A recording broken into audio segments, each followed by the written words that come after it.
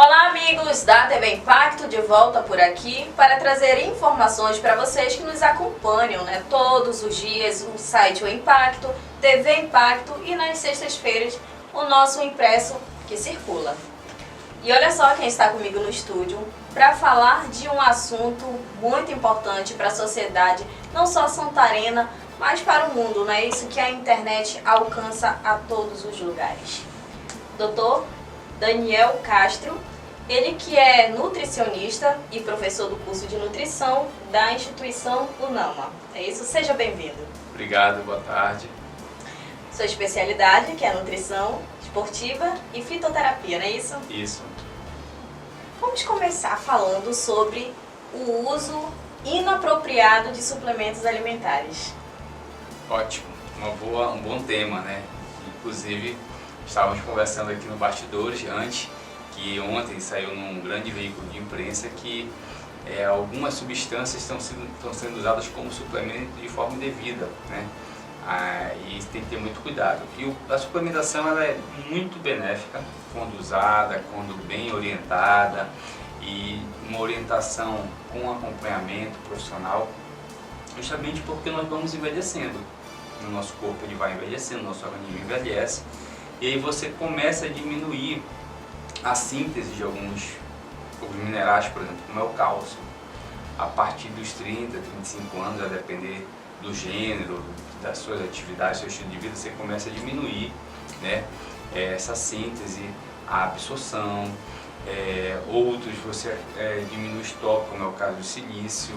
Então você tende ali a começar a ter uma perspectiva de uma deficiência de alguns nutrientes. Então a suplementação ela vem para auxiliar, para corrigir essa demanda. Então quando acompanhado, quando orientada por um profissional, quando acompanhada por um profissional, a suplementação ela é muito benéfica e na maioria das vezes necessário, eu diria. O problema é quando você faz da sua cabeça. Você não sabe se você tem uma deficiência de uma vitamina, de um mineral, de uma substância, e você faz uso, e aí você pode entrar no que a gente chama de toxicidade, que é um consumo ali acima do que você deveria para a sua saúde. Doutor, agora o que atribui a esse aumento tão expressivo? Então, acesso à informação, né, hoje é muito mais fácil, então você tem vários portais, as mídias, as redes sociais, né, por exemplo, você entra no Instagram, num similar da vida, então tem várias propagandas, vários anúncios, uma forma, né, que traz uma série de informações sobre benefícios, e às vezes a pessoa olha ali de repente, toma magnésio, melhora a memória, a cognição. Às vezes a pessoa está com uma memória, com uma cognição não tão boa, ela se sente estimulada a fazer o uso, mesmo sem saber se de fato aquilo seria necessário para ela naquele momento. Então o aumento do uso está atrelado também esse aumento de informação, né? Hoje são vários canais de venda, né? Então assim, as redes sociais são um dos canais de venda. Então assim, como o uso é muito mais, está na palma da mão e normalmente você usa durante várias horas do seu dia, então normalmente essas informações chegam com mais facilidade até você. E aí, obviamente, você é mais estimulado a fazer uso desses produtos. Quais são os riscos à saúde que são causados por meio desses usos, dos produtos considerados indiscriminados? Quais são? São alguns sintomas desagradáveis, né? Até, num caso mais extremo e contínuo, o comprometimento de alguma função fisiológica sua, né? Seja renal, hepática e assim por diante, até cardiovascular. Mas teria que ser um uso realmente em doses muito altas, né? Contínuo, para você desenvolver aí uma dessas condições.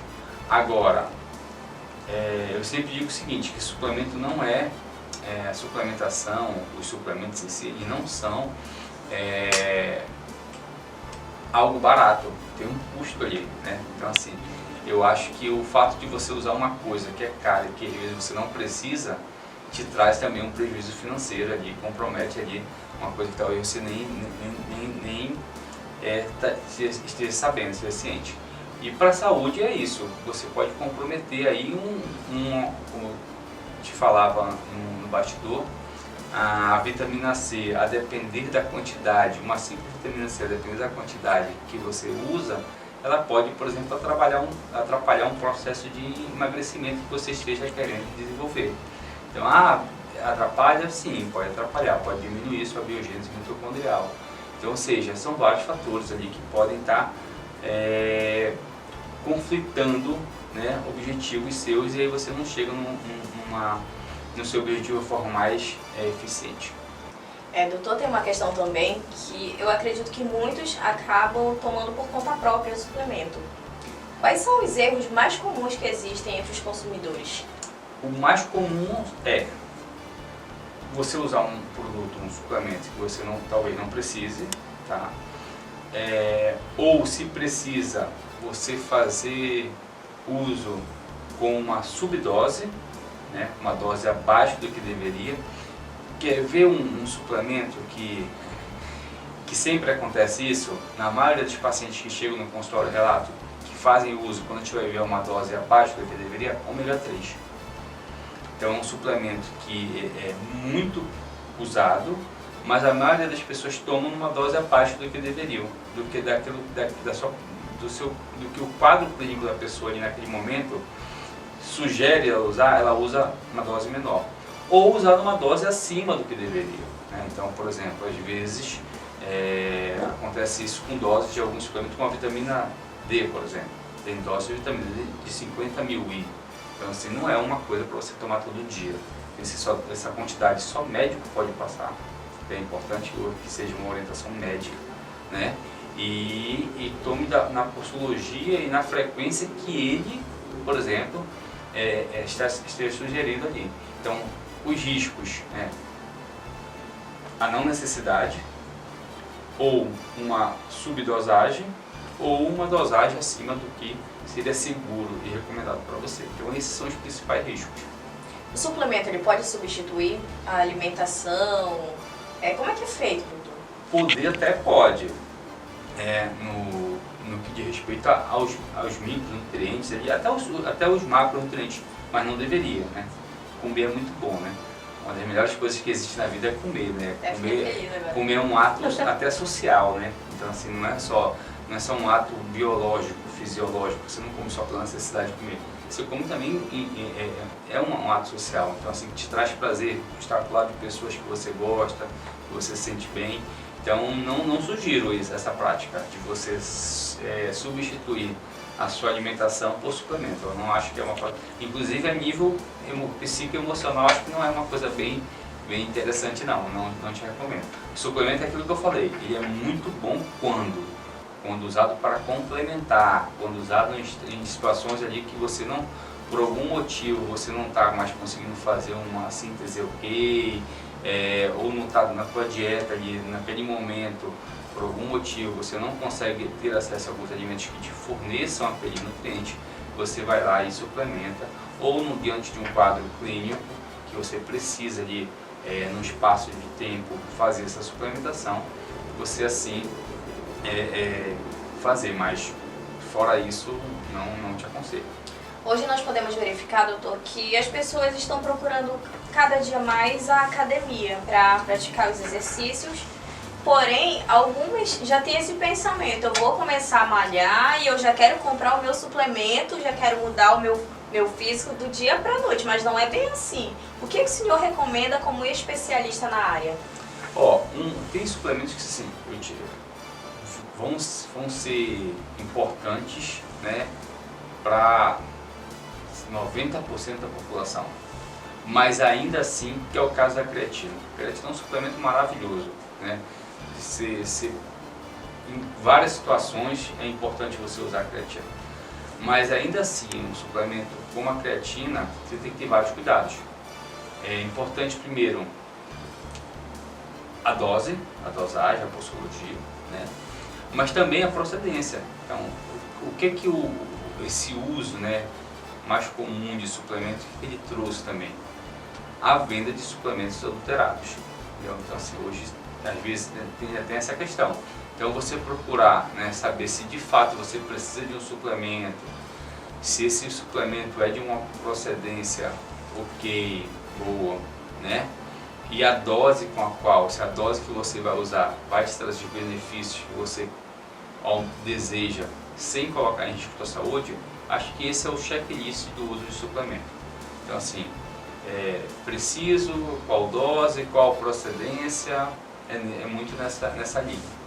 Grupos populacionais, atletas, idosos, adolescentes, qual desses merece mais atenção, uma questão de especial? Todos vão ter sua particularidade. Então, por exemplo, a gente estava falando da creatina, por exemplo, a creatina tem muitos estudos relacionados com idosos, né? E o quanto que isso melhora vários aspectos, indicadores clínicos né? dessa população. Os atletas, esses sim, normalmente, na maioria das vezes, é necessário usar, porque normalmente tem uma demanda, né, tanto energética quanto de micronutrientes mais acentuada, então faz jus. E os jovens é importante, alguns são muito importantes, a depender da vulnerabilidade que ele esteja ali, é interessante realmente fazer o uso, né, para que não comprometa nenhum processo de crescimento, desenvolvimento, mas também dentro daquilo que eu falei, dentro da realidade clínica e naquele período ali que realmente faz necessário o uso. Antes de encerrar esse bate-papo esclarecedor dos nossos internautas, quais os cuidados que nós devemos ter ao assistir uma divulgação na internet? Você mencionou sobre o marketing digital. Ótimo, muito pertinente sua pergunta.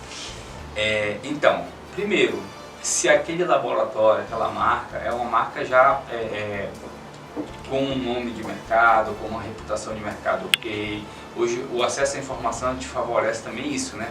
Você pegar sobre uma informação sobre determinada marca e procurar se é uma marca, por exemplo, no Reclame Aqui, tem vários outros similares, para saber se é uma marca de confiança. E hoje também você tem acesso a alguns portais que você vê se de fato aquele benefício que o anúncio está sugerindo para aquele determinado suplemento, se de fato faz sentido. Porque tem alguns anúncios que não fazem muito, né? Use tal suplemento que vai melhorar a tua capacidade cognitiva, e às vezes nem tem tanta relação, né? Então, mas sempre que eu digo, a suplementação é muito interessante dentro de um quadro clínico, né? Então você ter ali uma situação específica para diminuir uma inflamação, melhorar uma cognição, diminuir melhorar o perfil glicêmico, o perfil de lipídico do paciente, o colesterol, aí faz muito sentido, e aí é bem interessante de usar. Mas óbvio, desconfie, quando às vezes eu vejo, né, suplemente um tal suplemento lá, compre, use fenogrego, aí te fala 50 mil benefícios. Não, aí às vezes às vezes outra, não que aquele, né, ativo não seja bom, mas será que é tudo isso mesmo? E a questão também, como falei, as doses. Então, por exemplo, eu já peguei produtos, né, marcas, com uma propaganda absurda, e quando você vai ver a dose, por exemplo, do ômega 3, das frações que importam, EPA, DHA, são baixíssimas, mas o marketing em cima daquele produto é altíssimo, então as pessoas tomam e acabam que tomam ali uma quantidade que é abaixo do que de fato vai fazer algum efeito benéfico, vai trazer algum resultado eficiente. É aí que entra a importância da orientação do profissional, não é isso? Não, é a orientação do profissional da saúde habilitado. Qual é a sua mensagem aos consumidores? Atenção, muito cuidado. O suplemento de fato auxilia em vários aspectos da nossa saúde, para melhorar a saúde, tanto na perspectiva da longevidade, mas também no tratamento e prevenção de algumas doenças, né? Mas deve ser feito de forma responsável, sempre buscando fontes confiáveis e de preferência quando prescrito e acompanhado por um profissional habilitado é a forma mais segura de você, e segura e econômica também, né? Às vezes você compra R$1.000 de suplemento e se você fosse num profissional, ele ia te passar de uma prescrição que ia dar 300, 400. Então tem que economizar de uma certa quantia. Né? Muito bom. Daniel, quero agradecer a tua presença no estúdio da TV À Impacto. disposição. Daniel, que é nutricionista e professor da UNAMA, como foi dito no início da entrevista. Muito obrigada. Eu que agradeço. E você de casa, curta, comente, compartilhe e até a próxima.